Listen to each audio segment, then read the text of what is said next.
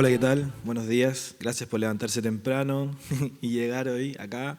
Muchas gracias también a Damián por la invitación. La verdad que Mediamorfosis es un espacio que me ha sorprendido, sobre todo desde la calidad de los contenidos, pero también por la calidad de la gente, ¿no? Hoy día les vengo a contar el proyecto que se denominó Embodied. Embodied en realidad es una palabra anglosajona, pero su traducción al español, digamos, no suena muy bien, por eso está en inglés. Embodied significa corporizado. Y ahora van a entender un poquito de dónde viene esa palabra, ¿no? Lo que les sale, digamos, en el manual cuando decidieron venir a esta charla era un título un poquito más aburrido, fome y largo, así que decidí cambiarlo al último minuto para que se entendiera un poco mejor y le puse, data del siglo XXI para industrias creativas del siglo XXI, ¿no? ¿Por qué trabajo desde el concepto de las industrias creativas? Porque mezcla dos cosas que yo creo que son muy relevantes. Una es la generación de contenido, los artistas, la creatividad, pero por otro lado también es la importancia de generar una industria y poder comercializar de alguna otra manera esos contenidos para poder, digamos, vivir en este mundo en el siglo XXI. Bueno, voy directamente a lo que hacemos y luego les voy a contar un poquito cómo fue que llegamos a esto, ¿no? Bueno, lo que nosotros hacemos es, lo que nos decimos acá es, tratamos lo que se llaman datos en primera y tercera persona. O sea, los datos en primera persona son lo que la gente dice sobre lo que le pasa, ¿no? Y eso se dice en primera persona porque la persona que habla, digamos, es el mediador del dato, ¿no? Y por otro lado, los datos en tercera persona es toda la información que está recolectada a través de, digamos, sin un intermediario subjetivo, y en esto estamos hablando de un sensor, ¿no? Entonces, lo que nosotros hacemos es, digamos, someter a un estudio a un grupo de gente donde les ponemos una cierta cantidad de sensores y al mismo tiempo le damos también otros dispositivos para facilitar los reportes, digamos, declarativos o subjetivos que tienen que ver con qué les pasa durante el visionado de un contenido audiovisual o durante la experiencia de un visionado, de escuchar música, ¿no? Entonces tenemos dos tipos de sensores de tercera persona, son por ejemplo, tenemos eye tracking, reconocimiento, digamos, de músculos faciales, tenemos frecuencia cardíaca, conductancia eléctrica de la piel, que son medidas asociadas a los cambios de la emoción, digamos, y también tenemos un pedal de expresión que las personas van presionando si les gusta o no les gusta o si se sienten involucrados o no con el contenido que están experimentando, ¿no? Entonces traemos a la gente al laboratorio, se sientan, ven los contenidos, los conectamos a los sensores y vamos recolectando la información en un software online, digamos, porque todos los sensores transmiten la información vía Bluetooth, por tanto nosotros tenemos acceso en tiempo real desde cualquier lugar del mundo que se estén registrando estos datos, ¿no? ¿Cómo fue que llegamos a una idea tan loca? Bueno, en primera instancia yo siempre, he sido músico también, me he dedicado a la música, me encanta la música. Y por otro lado también siempre fui un súper televito, digamos, de contenidos tradicionales antes de que se digitalizaran. Y entonces siempre tuve una inquietud desde muy pequeño en estos dos ámbitos. Sin embargo, en el camino profesional me fui desarrollando en algo un poquito más analítico, por decirlo así. Estudié sociología de formación y luego terminé estudiando ciencias cognitivas porque me permitía trasladarme a diferentes disciplinas. Acá pueden ver un mapa de cuáles son las disciplinas que están compuestas en las ciencias cognitivas, va desde la psicología cognitiva, la filosofía de la mente, la lingüística, la antropología, la neurociencia, la inteligencia artificial, ¿no? En eso yo hice mi máster. Y la verdad es que me permitió explorar los fenómenos que quería estudiar del ser humano, pero de una manera transdisciplinar, ¿no? Volviendo un poco a mi experiencia desde la música y desde ser adicto a la televisión, también un poco productor frustrado, he hecho un par de videoclips, también algunos pilotos de televisión, malísimos, así que no se los voy a mostrar. Y también un tiempo me dediqué a la música, y ahí ya no sé si es mala o buena, pero al menos fue una bonita exploración. Y lo que siempre a mí me generó una pregunta durante mi acercamiento al arte fue esta distinción o esta dicotomía que siempre hacemos entre la experiencia y la razón, ¿no? O sea, cuando uno, me acuerdo mucho tiempo atrás viendo unos cortometrajes de David Lynch, que son, digamos, algo súper difícil, o no sé si difícil, pero no, a primera vista no aparece el concepto tan rápidamente. pero es algo también muy experimental. Entonces yo me preguntaba, ¿cómo se entiende este contenido? O sea, tengo que entender la visión de David Lynch desde su arte, desde su conceptualización, desde una cuestión intelectual, o tengo que entenderlo desde la experiencia, de lo que me lo genera, de ese como tensión que generan sus contenidos que de alguna otra manera te llevan la atención hasta el final. Y siempre estaba en un lado o en el otro, y esto pasa mucho en el arte, es algo que le sucede a mucha gente. Y mi diagnóstico luego en las ciencias cognitivas tiene que ver con lo siguiente, ¿no? Para mí esto es un diagnóstico que sucede en todo tipo de disciplina, y es que nosotros consideramos que la experiencia, o sea, más bien llevamos mucho tiempo sobrevalorando lo que son, digamos, las actitudes o las habilidades cognitivas racionales, ¿no? Nos sorprende muchísimo computadoras jugando ajedrez, los mejores jugadores del mundo, la computadora ganándole los mejores jugadores del mundo, etc. Todo ese desarrollo que es fantástico, no puedo decir nada al respecto, es lo que nosotros llamamos la razón o las habilidades en el lenguaje también. Y acá lo que puse fue una imagen de un iceberg. Y en el fondo nosotros siempre nos pasamos vanagloriándonos, digamos, de este tipo de habilidades, pero esto es como el iceberg, es decir, nosotros vemos sobre el agua la pequeña punta, es decir, como la guinda de la torta de las habilidades cognitivas, pero realmente de manera evolutiva, mucho antes de las habilidades, por ejemplo, lingüísticas, aparecen, digamos, todo el desarrollo evolutivo fisiológico de las habilidades sensoriomotrices que me permiten estar hoy en día acá, levantar un pie así y no caerme, etc. Y después todo lo que tiene que ver con el desarrollo que surge también del desarrollo sensoriomotriz, que son las emociones, ¿no? Emociones básicas como el miedo para poder salir corriendo frente a un peligro, etc., ¿no? Entonces, esto ha sido de alguna otra manera en la ciencia un poco desdibujado del foco. Y eso ha generado muchísimos problemas, entre ellos, pienso yo, el tema de cómo experimentamos los contenidos, ¿no? Y esto, bueno, en las ciencias cognitivas ha llevado muchas dicotomías, muchas, digamos, luchas, digamos, a nivel filosófico o categorial sobre estas dicotomías, ¿no? La diferencia entre la razón versus la emoción, el cerebro versus el cuerpo, ¿no? Cuando uno dice, ¿en dónde está la mente?, la gente hace así, ¿no? Acá en el cerebro. Bueno, hay mucha investigación al respecto en que en realidad nuestras habilidades cognitivas no solamente están en el cerebro, sino que en todo nuestro sistema nervioso periférico, es decir, todo lo que utilizamos en nuestro cuerpo, hay un montón de evidencia de aprendizaje utilizando el cuerpo, etc., ¿no? Y también otro tipo de versus como el cuerpo versus la mente. Siempre creemos que la mente está separada del cuerpo, digamos, es algo que metafóricamente siempre también está ahí, digamos, en la conversación. Y también lo que hacemos separar muchas veces es el cuerpo también de los otros, no como el otro aparece en la experiencia siempre como, vale la redundancia, como un otro, pero sin embargo también hay bastante evidencia que dice que los otros también influyen en nuestra experiencia. Bueno, esto es una ejemplificación de las dicotomías más clásicas y de hecho esto es una frase del principio del siglo pasado, en que la pregunta que se hacía era, bueno, entonces yo lloro porque tengo pena o tengo pena porque lloro, ¿no? ¿Qué es lo que primero, el huevo o la gallina, ¿no? ¿El pensamiento o el cuerpo? Bueno, yo les cuento que esto todavía no se resuelve y lo único que hemos podido hacer es generar modelos mixtos en que entendemos, digamos, lo que se llama bottom-up o de arriba hacia abajo, que es que, digamos, en realidad vivimos en un constante bucle, digamos, entre la razón y las emociones, o entre el cuerpo y la razón, y estas dicotomías que vamos presentando.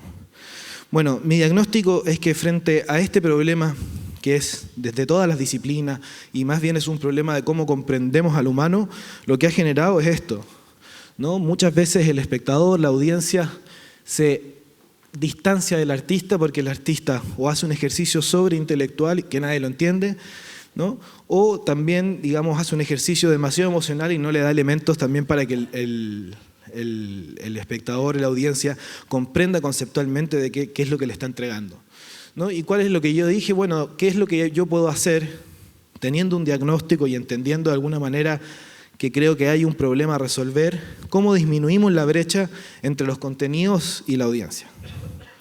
Bueno, y una de las estrategias que también proviene de mi formación es esto lo que les contaba al principio. O sea, por un lado, obtener datos sobre lo que a la gente le pasa subjetivamente con lo que está viendo, y por otro lado también ver qué es lo que le pasa al cuerpo durante esta experiencia.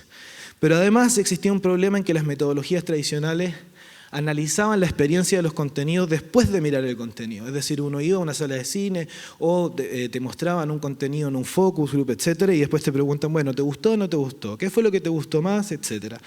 Esto tiene un problema cognitivo, digamos, de reportería en psicología, y es que obviamente cuando yo le pregunto a alguien, o sea, la persona tiene la experiencia, y yo luego le pregunto, lo que le pasa a la persona es que tiene que hacer un ejercicio de retrospección, ir hacia atrás y preguntarse a sí mismo cuál fue el momento que más me gustó, etcétera, y eso genera un problema o un ruido que, digamos, en psicología cognitiva y en otras ramas también se les llama confabulación. Es decir, que yo me puedo inventar una historia sobre qué fue lo que me gustó porque tengo que hacer un ejercicio de mirar hacia atrás. Entonces, ¿qué es lo que nosotros pensamos? Fue, bueno, ¿cómo resolvemos este problema? Hagamos que nosotros podamos reportar y obtener datos durante la experiencia del contenido, momento a momento, ¿no? Entonces uno va teniendo una experiencia en el tiempo y va reportando también en ese mismo tiempo. Y además, porque vamos a eliminar las metodologías tradicionales, hagámosles también, cuando terminen, digamos, su reporte, una entrevista y cuestionarios, etc. No tenemos por qué desvalidar también las metodologías que han existido durante tanto tiempo, aunque sean a veces no muy buenas. Y bueno, entonces la idea que teníamos es, ok, tenemos una metodología, le pusimos un nombre, se llama Embodied, y dijimos, bueno, pero esto ¿cómo se inserta, digamos, en la alta generación de contenido? Hoy en día existe, a través de las diferentes plataformas, mucha más riqueza en términos de contenido. Y dijimos, bueno, nosotros tenemos que estar en algún minuto, digamos, del ciclo sobre el contenido y la experiencia, y medirlo continuamente, generar experiencia, generar conocimiento, para tratar de solucionar este problema de la brecha entre el contenido y la audiencia. Entonces nosotros creemos que se genera un input, que es un contenido, se genera una experiencia sobre ese contenido, que es una caja negra, y también se genera un output, que por un lado tiene una conducta racional, que eso quiere decir si la gente le pone like o no like, si compra o no compra una película, si va o no va al cine, etc. Es una conducta. Y nosotros luego de la conducta, durante la experiencia, generamos nuestra metodología, generamos nuestra información, entendemos qué es lo que dice el cuerpo y luego volvemos a la generación de contenidos con esta información, desarrollamos contenido en base a esta información, pasamos de nuevo por la experiencia y repetimos el ciclo, ¿no? Repitiendo este ciclo, nosotros creemos que podemos generar inteligencia y ayudar a distintos actores de la industria, desde artistas, desde la creación, la producción, la distribución, hasta también la difusión de los contenidos. Sin embargo, tampoco nos queremos olvidar de la dicotomía que les hablaba de yo y el otro, o del cuerpo y el otro, ¿no? También cuando vamos al cine, y esto, digamos, ustedes lo podrán haber experimentado, que si van al cine y la sala está llena, o si van al cine y están solos, la experiencia es totalmente distinta, ¿no? Sobre todo en la comedia se nota mucho, porque si hay una sola persona riéndose, como que es un poco raro, ¿no? Pero si se ríen todos, como que la risa es contagiosa, ¿no? Y esto tiene muchos años de estudio también en la psicología cognitiva. Las emociones se comparten de alguna manera, son sociales también, y eso es algo que a nosotros también nos importa estudiar. Bueno, ahora, hasta aquí, esto fue como la parte entretenida. De ahora en adelante les voy a mostrar un montón de gráficos, así que si se quieren ir, este es el momento para que salgan de la sala. Pero intentaré que no sea tan rudo. Les voy a ir mostrando también la historia de cómo fuimos también evolucionando utilizando esta metodología y entendiendo los contenidos siempre desde esta perspectiva. Por eso me importa a mí mucho partir por acá, que es como entender también un poco las raíces, digamos, o el entendimiento que tenemos del problema, el diagnóstico, porque siempre hay una mirada, siempre en la ciencia, en lo que sea que ustedes van a hacer, aunque parezca lo súper objetivo, siempre hay un lugar desde donde uno se para obtener información. Y este es el lugar que nosotros nos paramos. Ahora les voy a mostrar ejemplos, como partimos al principio. Esto fue uno de los primeros cosas que hicimos primero, unos pilotos de prueba con contenidos súper tradicionales que ya sabíamos que tenían un impacto y empezamos a medirlos, ¿no? Entonces, esto era como se veían las pantallas en nuestros primeros prototipos. Digamos, acá está el contenido, acá está la información del rescate de los pedales. Bueno, no voy a detenerme mucho en los detalles, sino nunca vamos a llegar o sea, no voy a alcanzar a mostrar toda la presentación, ¿no? Pero es de esta manera. Entonces, si uno pone play ahí, esta barrita blanca iba corriendo junto al contenido, por tanto uno iba sabiendo el impacto del contenido segundo a segundo. Además, construimos una herramienta de comentarios para que la gente que utilizara la metodología pudiera ir haciendo comentarios. ¿Qué pasó acá? ¿Qué pasó acá? ¿O qué pasó acá? ¿no?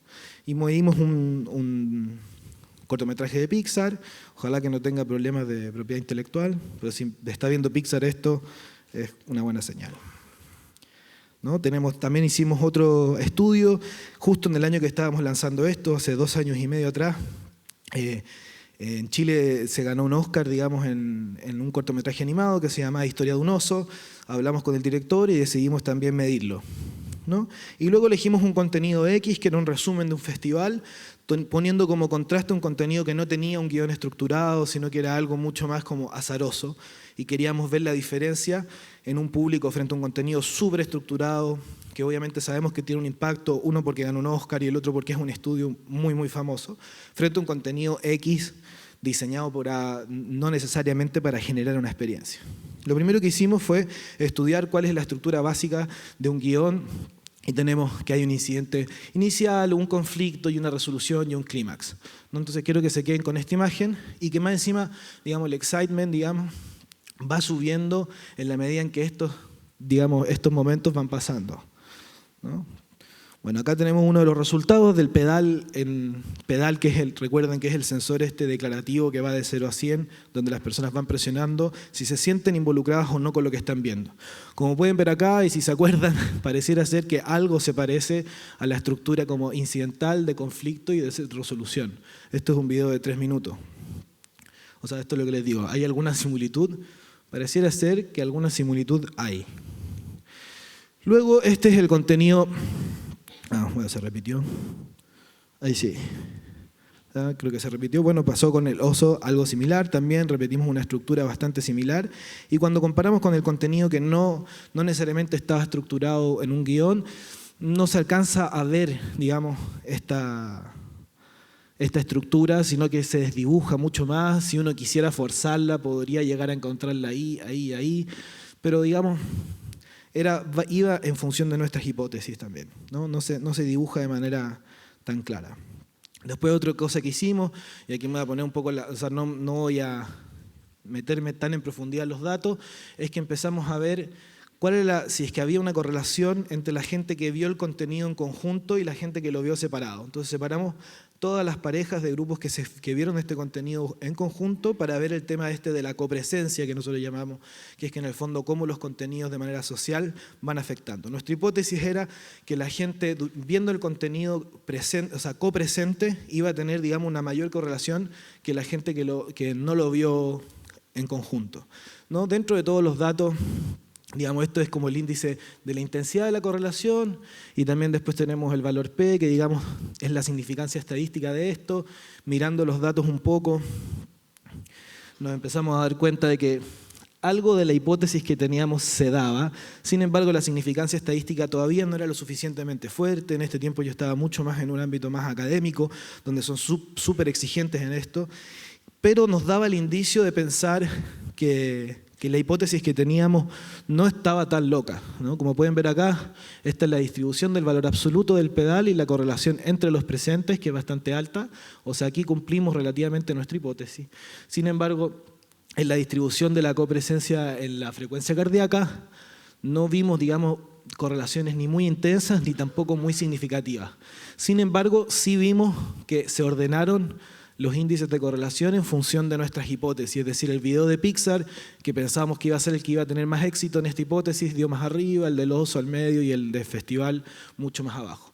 Sin embargo, había que tener cuidado, digamos, con esta significancia estadística y todo. De hecho, justamente presenté yo estos resultados 2 años atrás acá, en este mismo lugar, en lo que se llama el Congreso para el Estudio Científico de la Conciencia, ¿no? Un gran congreso en todo caso, los mejores neurocientíficos del mundo que están estudiando el tema sobre cómo experimentamos esto de estar conscientes, ¿no?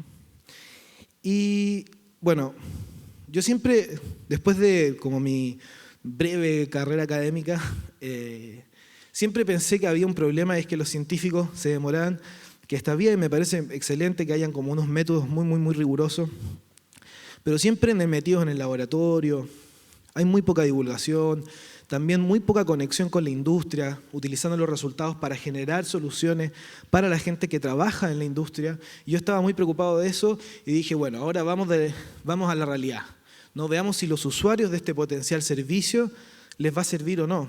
Y ahora les voy a contar un par de ejemplos de cómo realmente esto funcionó en la industria y tuvo algún nivel de predicción sobre contenidos antes de lanzarlos al aire. De hecho, quiero mencionar también como en el sentido de un ejemplo, si es que nos quedáramos todo el tiempo en el laboratorio sin ir a compartir con la sociedad los resultados o arriesgarnos también a generar, digamos, conocimiento en la industria, durante el desarrollo de la industria, llegaríamos no llegaríamos muy lejos, ¿no? Un ejemplo de ello es como si tuvieras que estudiar o esperar un paper para mandar un cohete, digamos, a Marte. Digamos, Elon Musk no hubiera hecho nada, ¿no? O sea, en el fondo hay que arriesgarse, hay que ir a la realidad, hay que ir a preguntarle a las personas que saben, digamos, en la sociedad, en la industria, para llegar más lejos. Entonces fue así como comenzamos a trabajar en principio con canales de televisión y analizamos 2 contenidos para selección de compra, es decir, para cuál tenían que comprar, y uno era una teleserie turca clásica, es decir, digamos, un hombre, una mujer que se enamoran, uno rico, otro pobre, etcétera, digamos, una estructura muy clásica. Y por otro lado era un drama policial como el de Los Intercambiados, es decir, un mafioso que se iba a la policía y de la policía que se infiltraba en la mafia, que era muchísimo más complejo, más moderno, y dentro del contexto de las teleseries turcas o de las novelas turcas era algo bastante como innovador. Entonces, como la gente en el canal no sabía si comprar o no el contenido porque podría someterse un poco a un riesgo, decidimos estudiarlo. Bueno, esto es el pedal, que si recuerdan es la respuesta declarativa. Entre las dos vemos que acá nosotros hicimos una visualización bastante sencilla para comprender esto, que es una zona roja, donde evidentemente no hay impacto, una zona amarilla, donde hay un impacto relativamente neutro, y una zona verde, donde realmente vemos que hay un impacto. Si se fijan, de alguna otra manera el contenido va alcanzando de manera, digamos, esporádica las zonas, digamos, verdes, y termina el contenido cruzando esta zona y quedándose ahí. Eso para nosotros, digamos, nos daba cierto indicio de que ambos contenidos no eran malos, podían tener un buen impacto, pero además de ello, bueno, otras cosas, detalles que no voy a comentar, que las estructuras se parecen, es decir, acá podemos ver como una estructura de producción general en las novelas turcas, que es bastante, o sea, esto es impresionante, o sea, generar una estructura que en realidad audiencias, digamos, se parece, o sea, reaccionan de forma similar a 2 contenidos distintos. Bueno, eso es una cosa para otra charla. Y bueno, también decidimos como dividir entre la gente que rateó bajo o alto este contenido. Vemos que la gente que lo rateó alto se mantiene en la zona verde. No los quiero aburrir tampoco mucho con esto. Esto era la otra teleserie, el drama policial. También vemos que la gente que lo ratea alto sube a la parte verde, etc. Esto es también la distinción por edad. Digamos, los azules es como edad joven y los altos son, digamos, gente un poco mayor, más adulta. Vemos que no hay una diferencia de edades tan explícita en la teleserie turca, que era clásica. Después en la otra hay un poquito más de diferencia en el drama policial, pero termina regulándose hacia el final. Entonces todos estos indicios nos dieron a decir, ok, estos 2 contenidos son lo suficiente, generan el suficiente impacto en la audiencia, así que les dimos la información y les dijimos que ambos productos, digamos, tenían buenos resultados, pero recomendábamos la teleserie clásica porque tenía mucho menos riesgos de salir. El canal lo que hizo fue tomar una estrategia. Ellos habían hecho un estudio interno donde la clásica había salido pésimo y el drama policial había salido muy bueno. Contrastaron con el nuestro y dijeron, no, bueno, ok, compremos el drama policial, hagamos caso al estudio interno. Compararon con el nuestro, muy bien. Lo llevaron al aire y salió bastante bien. Hoy en día, bueno, 18 puntos de rating no es mucho, pero la crisis de la televisión, hoy en día eso está bien. Y luego pasó un tiempo y esto fue como nos dimos cuenta de que nuestras herramientas servían. Es que ellos decidieron comprar también, después, 6 meses después, la teleserie turca clásica, ¿no? La sacaron al aire en un horario peor que el de la otra teleserie y sacó un promedio de 14 puntos de rating. Nosotros dijimos, perfecto, algo podemos decir sobre estos contenidos. Bueno, en el tiempo hemos ido evolucionando. Esto es una novela colombiana que estuvimos haciendo estudio, no la puedo nombrar, si se dan cuenta no lo digan.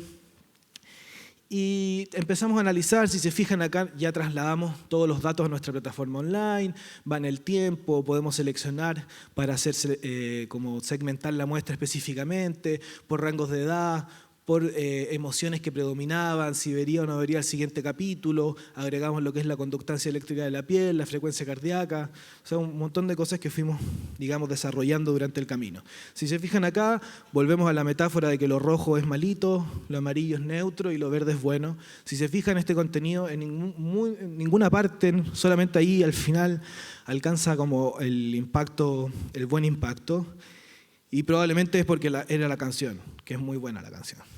Y bueno, nosotros dijimos, ok, en primera instancia esto pareciera ser que no va muy bien. Luego empezamos a segmentar la muestra también del pedal declarativo, por si la gente que vería el siguiente capítulo y la gente que no. Si se fijan, y aquí empiezan a hacer cosas interesantes, doble clic, que tampoco voy a profundizar hoy, pero que son de las cosas que tiene más riqueza esta metodología, es que es segundo a segundo. Entonces nosotros sabemos acá que justo antes del minuto 5, la muestra de los que verían o no verían el siguiente capítulo se separa, y esa separación dura hasta el final, ¿no? Entonces nosotros, si quisiéramos saber qué es lo que pasó, tenemos que analizar esta parte, ¿no? O sea, los primeros 5 minutos son fundamentales para generar la retención de la audiencia, ¿no? Y esto en este contenido era fundamental, pero es algo que hemos visto en muchos contenidos, a veces pasa en el minuto 5, 7, 8, 9, pero siempre, o 3, pero siempre es importante, y este doble clic sirve muchísimo. Pero además de eso vimos que pasaba algo similar también en los rangos de edades. O sea, la gente que es más joven no le gustaba el contenido, la gente que era un poquito mayor sí le gustaba el contenido, y además la muestra, la muestra entre jóvenes y adultos también se generaba poquito después del minuto 5. O sea, volvemos, y aquí ya sí era un resultado, que estos minutos, digamos, anteriores son fundamentales para la retención de la audiencia, ¿no? Y así fuimos desarrollando más. También tuvimos otros resultados con la conductancia eléctrica de la piel, que es una medida sobre el estrés, y nos dimos cuenta que en la población joven había ciertos momentos de estrés, y nos dimos cuenta también, analizando qué era lo que sucedía en ese momento, que los momentos de mayor estrés tenían relación con actitudes del protagonista que eran machistas. Digamos, esto era un contenido que era un relanzamiento de una teleserie. Obviamente estamos en un contexto nada que ver, esto se relanzó a principios de este año. Y nosotros nos dimos cuenta que la población tenía estrés frente a esto. Nosotros entonces dijimos, ok, miren, ¿saben qué? Su contenido de algunos que quieren relanzar nunca cruzó nuestra línea de impacto, tiene poca retención en el público joven, son 5 minutos, que es muy poquito tiempo para generar la retención de la audiencia, es decir, no pasa de los 5 minutos la retención, y además genera estrés en la población por contenidos machistas. Bueno, nosotros le contamos toda esta historia del canal. El canal obviamente a veces son distintos, son muy grandes y a veces poco comprensivos. Dijeron, no, lo vamos a lanzar igual porque es muy barato. Bueno, el resultado es que el primer capítulo tuvo 1 punto de rating. Nosotros les decimos que les dijimos, ¿no? Pero bueno, como les contaba, también esos son problemas industriales que nuestra contraparte también tienen que aprender a escuchar la información y no guiarse solo por decisiones del estómago o económicas muchas veces. Así que dijimos, bueno, ok, excelente, en la televisión hemos tenido ciertos aciertos, hemos podido construir cierta información, hemos ayudado a generar toma de decisiones. Y entonces dijimos, bueno, vayamos a explorar otras cosas. Ya nos aburrimos o sea, no es que nos aburrimos de la televisión, nos dio feliz también de trabajar en televisión, me encanta la televisión. No, pero también estábamos un poco frustrados de que nuestras contrapartes no quisieran escuchar. Entonces decidimos pasarnos a lo transmedia, ¿no? Y comenzamos un proyecto en Nueva Zelanda, donde empezamos a medir la fisiología también con nuestra metodología, que ahí la pueden ver, ha evolucionado un poquito de esta fecha, que esto fue el año pasado hasta ahora, esto está como en la mitad del tamaño, etc. Y acá estamos probando un contenido educacional en realidad virtual sobre cultura maorí en Nueva Zelanda, con la idea de entender cuáles son los momentos del contenido que generan mayor impacto, ¿no? Y esto con el objetivo de construir una herramienta de diseño basada en información para los creadores de contenido educacional, que obviamente están preocupados del impacto porque la educación se genera a través de ese impacto de este contenido. Otra cosa que estuvimos haciendo, y ahí estoy yo midiéndome, es que estuvimos trabajando con la gente también en Nueva Zelanda de la Universidad de Auckland, Universidad Tecnológica de Auckland, con estudiantes de paramedicina. Allá los estudiantes de paramedicina se someten a experiencias de realidad virtual para simular situaciones de estrés. Entonces simulan en realidad virtual en la experiencia de ir en la ambulancia, digamos, ayudando a una persona que está en riesgo. Y nosotros lo que hicimos fue, con nuestra metodología, medir el nivel de estrés de los estudiantes durante, digamos, esta experiencia, ¿no? Y comparamos grupos, por ejemplo, de expertos que tienen 25, 30 años de experiencia en la paramedicina y estudiantes de 1 o 2 años y estudiantes que ya tenían 4 o 5 años, ¿no? Y ahí lo que fuimos viendo, digamos, ahora no puedo mostrar los resultados porque se están subiendo hoy en día un paper. Digamos, lo que empezamos a ver es que la diferencia entre todo esto nos indicaba o nos ayudaba a tomar decisiones para el proceso educacional. O sea, cómo entonces, si es que una persona, ¿cuál es la diferencia? ¿En qué momento un estudiante se genera estrés y un experto genera estrés? ¿Es el estrés bueno para ciertas situaciones, malos para otras, etcétera? Y ahí hay un desarrollo muy bonito que estamos haciendo junto a la universidad, que es bastante interesante. Bueno, entonces en el tiempo, finalmente también comenzamos a desarrollar, aparte de la analítica de datos, otros productos. Comenzamos con un partner acá en Argentina que se llama Genoya, también a hacer como marketing transmedia. También empezamos a hacer consultoría en analítica de datos. Empezamos a trabajar con otras industrias, con cine, estamos trabajando ahora con marcas. Tenemos también proyectos sociales, digamos, para generar mayor empatía a través de los datos, digamos, con festivales y también con música, ¿no? Agregamos más sensores, digamos, eye tracking, etcétera. Ya les conté un poco esa historia. Ya, bueno, les contamos contenidos transmedia, de marketing, cosas en realidad aumentada, digamos, también para televisión, con nuestro partner Genoche, que está por ahí, Martín. Y también empezamos a generar consultoría, digamos, en análisis de datos, empezamos a scrapear datos de la web, organizarlos y a interpretarlos, ¿no? Este es uno de los resultados que tuvimos de un informe que hicimos sobre la industria independiente de la música en Chile, y empezamos a ver, analizando toda un N de 11.000 canciones, en qué notas estaban compuestas. Digamos, esta es la estructura de composición de notas de la gente en Chile, esta es la estructura de composición de la gente en Argentina. Si se ven, hay una diferencia en el do sostenido. También, digamos, hay una tendencia para ocupar el la, que también tiene que ver con el desarrollo del folclore, etc. Por ejemplo, esto es en Brasil. Hay notas también en mi, que tienen relación también con el folk, digamos, o con la raíz folclórica de Brasil. Y cosas. Empezamos a generar también datos que complementaran nuestra metodología, ¿no? Porque existe hoy en día en la web un montón de datos, sobre todo en los streaming, y nosotros, bueno, aprendimos a rescatarlos y a generar mejor, digamos, datos, ¿no? Bueno, ahora les quería contar que esto no sería posible, y que aprovecho de darle un saludo también a todo el equipo que está acá presente, a Josefa, que se dedica a la gestión, a los desarrolladores, al equipo de investigación, al diseñador que hace que esto se vea un poco más bonito, que yo lo haría pésimo. Y también a la gente que nos está ayudando en Latinoamérica, en América en general, a Rodrigo Mladenich, que nos ayuda en Los Ángeles, a Martín Rabaglia, que nos ayuda aquí en Argentina, a Mariano González, que nos ayuda a generar también, a levantar datos en México, y a Claudia Aguayo, que no quiso poner su foto porque es un poco tímido, en Nueva Zelanda, y también, digamos, al científico de datos, que es súper importante, Nicolás García. Y bueno, ese es el proyecto de Embodied. Ahí tienen mi contacto. Muchas gracias. Muchas gracias. Gracias, Cris. Vamos a charlar un ratito. Sí, claro. Para los que fueron llegando, como es la primera charla del día, tal vez no saben, lo que estamos hablando es que la empresa de Cristóbal, que está en Chile, vení, siéntate acá, así la cámara te tiene a vos, se dedica a la medición de audiencia cualitativa, cuantifica y cualifica las emociones de las audiencias. Y te quería preguntar, los creadores de contenido, cuando reciben estos datos, mientras quieren hacerle preguntas a Cristóbal, por allá, mientras va llegando el micrófono por ahí, te pregunto, los creadores de contenido, ¿toman la información que ustedes les aportan y modifican las obras a partir de esa información? Mira, me encanta esta pregunta porque siempre me lleva a un tema que también siento que hay que evangelizar, y es que el creador de contenidos muchas veces es muy reacio a la información, ¿no? Porque le encanta, y lo entiendo muy bien porque yo también soy músico y también creo, digamos, contenido, digamos, porque uno quiere la viveza o la experiencia en el presente de la creatividad, ¿no? Y también de la intuición. Y eso me parece genial, de hecho hay que rescatarlo y hay que conservarlo.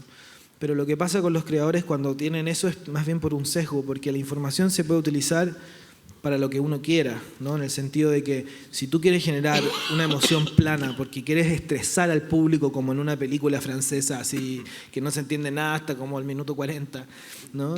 Porque eso es lo que también te quiere generar, digamos, ocupa la información para generar esa emoción, ¿no? O para generar ese estado mental. No tiene por qué ser siempre la información utilizada para la masividad, digamos, para generar masa, sino que al contrario, es para que al que tú le quieres hablar entienda mejor el mensaje. Bien, vamos a la pregunta, sí. Sí, en la presentación pudimos ver análisis cualitativos en televisión, Spotify, que es música en realidad virtual, y quería preguntar qué onda el análisis cualitativo en lo que sería páginas web. Digamos, en Internet tenemos Omniture, Chartbeat, Google Analytics, que bueno, en lo que es datos, yo diría que es un 80%, 90% cuantitativo, porque te dicen hasta, entra de un celular o de una tablet o una computadora. ¿Con qué? Usa Chrome, usa Safari, usa Opera, o sea, te da todo tipo de datos. Quería preguntar qué piensa Embodied sobre los análisis cualitativos en Internet, o si, bueno, si también es cuestión de que venga el diario La Tercera y te diga, estamos probando un nuevo diseño web y queremos saber qué sienten los usuarios y experimentar a partir de ahí, pero quería saber si lo hicieron, lo hacen, o es una posibilidad en el futuro, o qué le parece a usted. Sí, de hecho, bueno, estuvimos haciendo algo también desde los canales de televisión, pero por la experiencia web de estos canales, y lo que hicimos fueron algunos pilotos que también están todavía en desarrollo, y es que en realidad es la misma metodología, o sea, traemos gente al laboratorio, los hacemos interactuar, digamos, con la experiencia web, y los vamos midiendo momento a momento, y también vamos grabando cuál es su interacción en la pantalla. Y hay sensores que son mejores que otro para esto, digamos, ahí el pedal, digamos, sale del setting experimental, dejamos solamente la fisiología, que es menos invasiva, y además agregamos lo que son eye tracking, que entonces sabemos dónde está poniendo la atención, a qué es lo que está observando o cuáles son las zonas de calor donde se está llevando la atención de los participantes, ¿no? Entonces nosotros por eso tenemos como una variedad de sensores y los vamos adaptando en función, digamos, de que sea más beneficioso para los estudios. Pero sí, hemos hecho algunos pilotos y creo que hay que seguir explorando esa área. A mí me parece que es muy interesante en un momento en que las audiencias están modificando sus hábitos y están migrando de un lugar a otro, poder tener noción de la emocionalidad de esas audiencias con el producto que estás creando, tanto para las marcas, tanto para los creadores. ¿Las marcas cómo reaccionan a esta oferta de producto? Bueno, en realidad las marcas reaccionan bastante bien. Lo que pasa en general es que metodologías innovadoras siempre tienen cierta resistencia en el mercado porque llevan, digamos, mucho tiempo las metodologías tradicionales, tienen sus proveedores y los jefes de las compañías quieren leer el nombre del proveedor clásico porque si no se asustan, ¿no? Pero sin embargo hay marcas, siempre está asociado a las marcas que quieren innovar, tanto como en su diseño de marca, también están dispuestas a innovar en los estudios sobre su marca, ¿no? Y generalmente son ese tipo de marcas los que tienen mejor recepción de estas metodologías. Un aplauso, muchísimas gracias. Gracias, Cristóbal. Excelente. Gracias.